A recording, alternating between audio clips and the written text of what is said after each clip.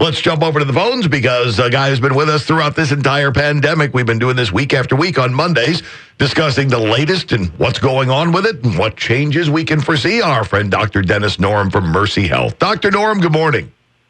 Good morning to you guys. How's everything going with you this morning?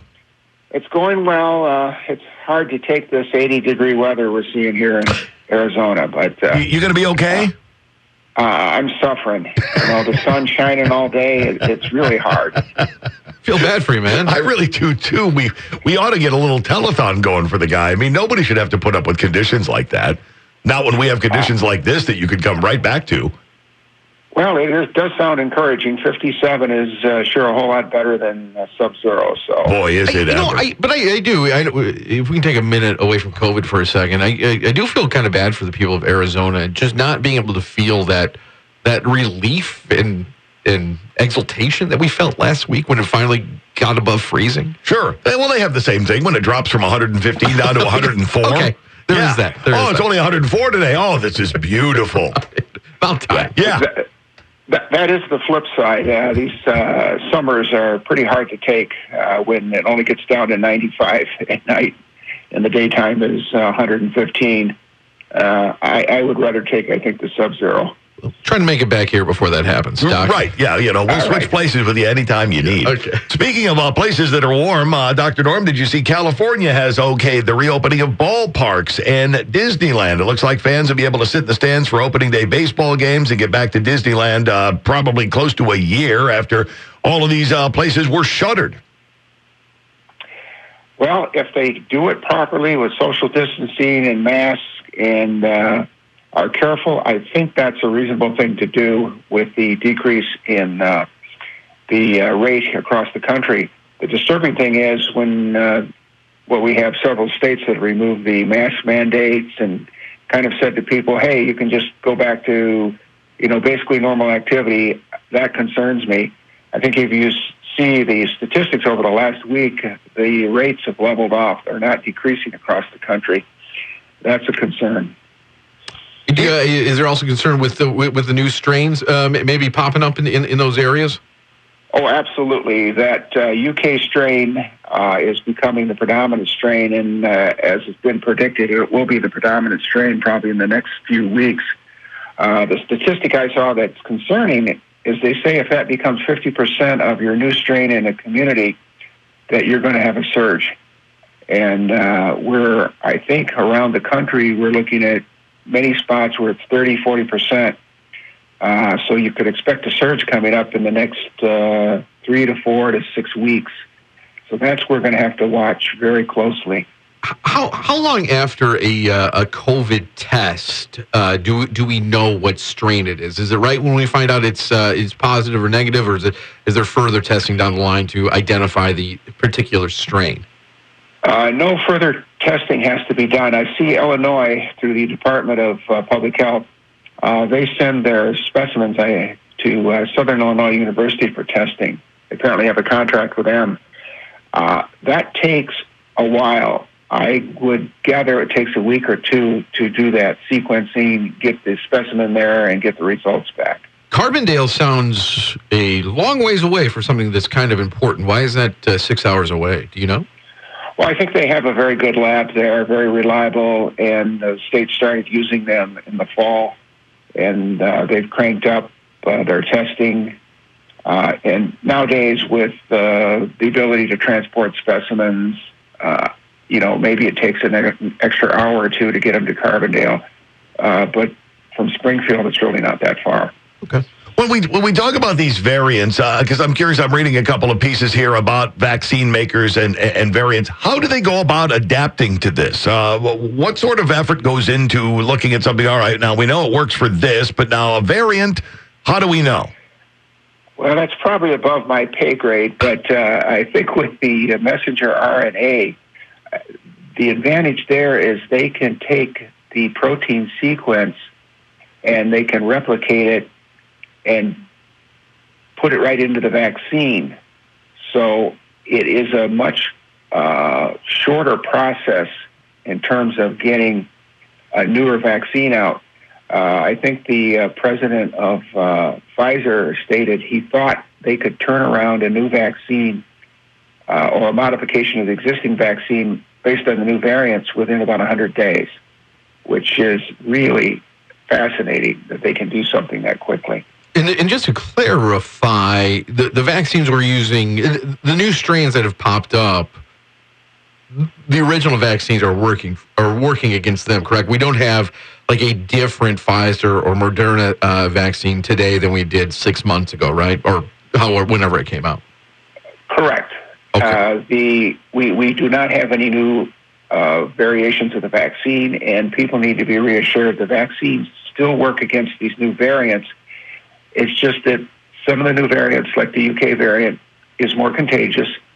It may be slightly more resistant, but it's not a situation where the vaccine doesn't work at all. It looks like what happens is maybe people have a few more symptoms, but the vaccines are still effective preventing death and hospitalization. All right, so let's talk a little bit about the vaccine numbers overall. I know you pay attention to these as well, and I see different states, our own, reporting on the amount of people who have gotten the vaccination, the amount of doses that are coming in. There's been a couple of missteps, and okay, we're going to have to hold off a week. This has been delayed, or we forgot to place an order, and things are going to happen along the entire cycle of it. Is the vaccination effort ramped up to the level that you believe is a good one, or do we still have a long way or a short way to go before we get to that plateau?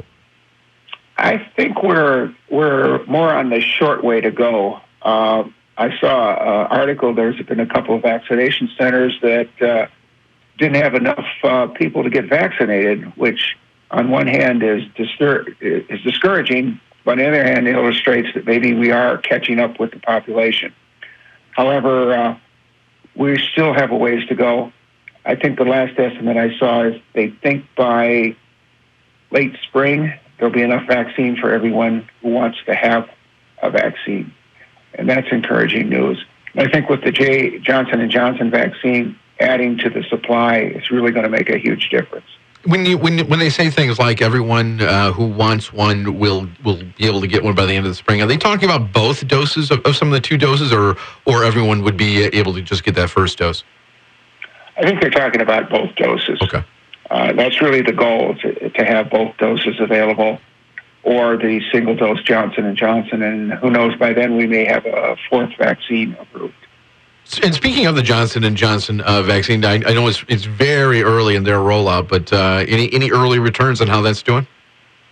Not aware of any issues at all with that. I think the big concern, of course, are side effects, and haven't heard anything that's popped up in the news, at least in terms of, any concerns about side effects. I don't know why it matters what a celebrity is going to do as far as a vaccine goes, but there's a certain amount of social media ink being spilled this morning over the fact that LeBron James was asked about it during the NBA All-Star game.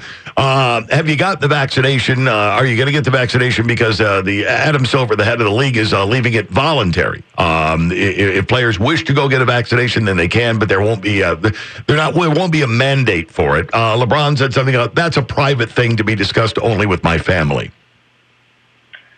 I think that's a little bit unfortunate. I understand why the NBA is not making it mandatory. They have a player contract, and they can't make things mandatory without having that as part of their contractual relationship with their players. I find it interesting that he said that's a private matter. I'm not sure what that means. I would have hoped that he said, yes, when it becomes available, I would get it. But again, I think your point's well taken. Celebrities and athletes, most of the time I say, who cares? Right. About almost everything except what they're doing in their field of endeavor. But at the same time, that just struck me as an odd position. I mean, I think most of us have it figured in our head whether or not we're going to go for it or we're waiting for more information. Any one of those answers would have been, I think, acceptable. Yeah, the only thought I have there is maybe he's not going to get a vaccine and he doesn't want to make that public.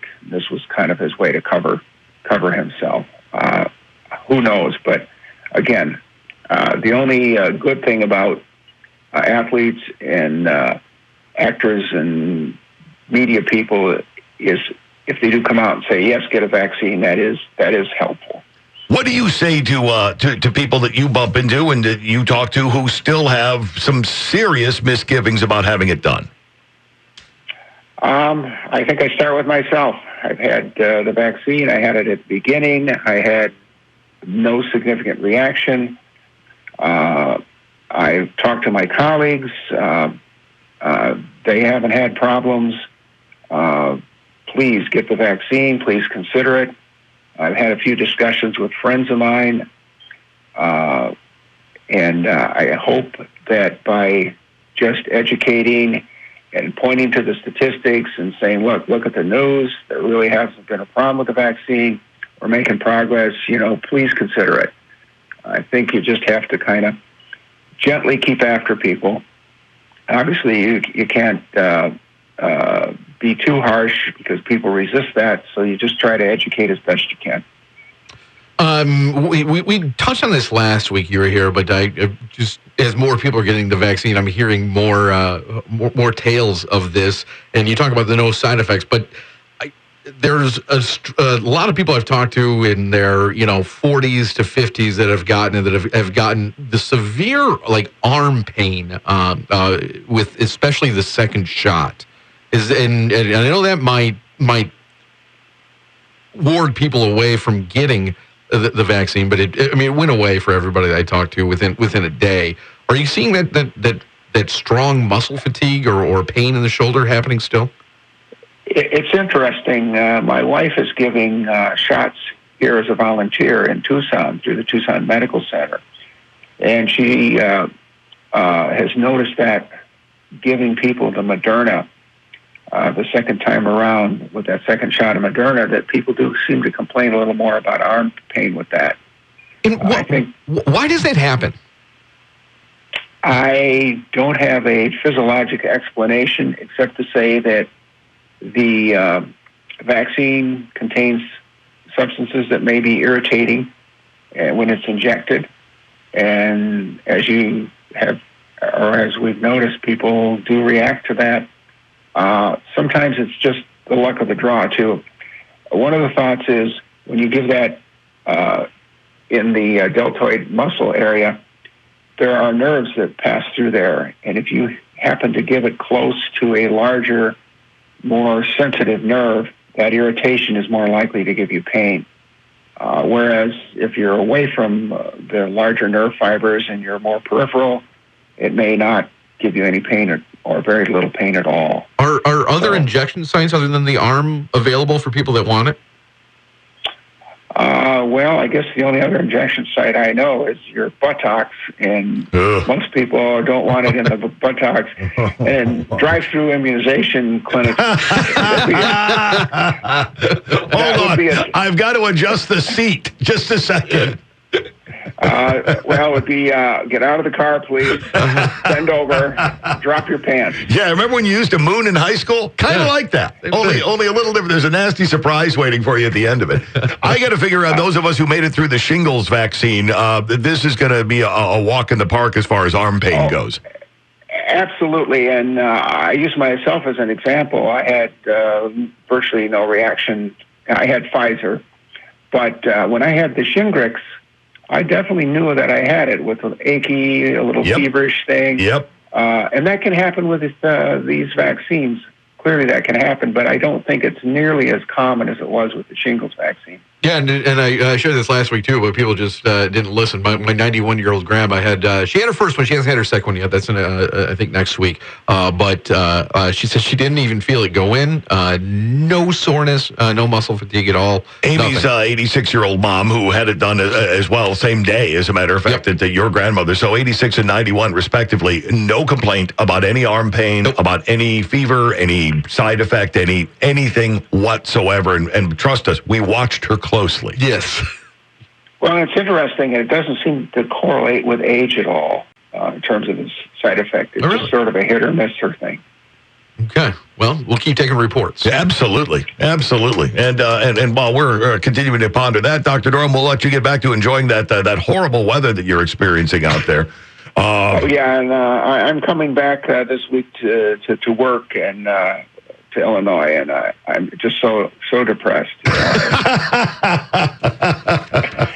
Well, we'll let you get some counseling in between now and our next visit.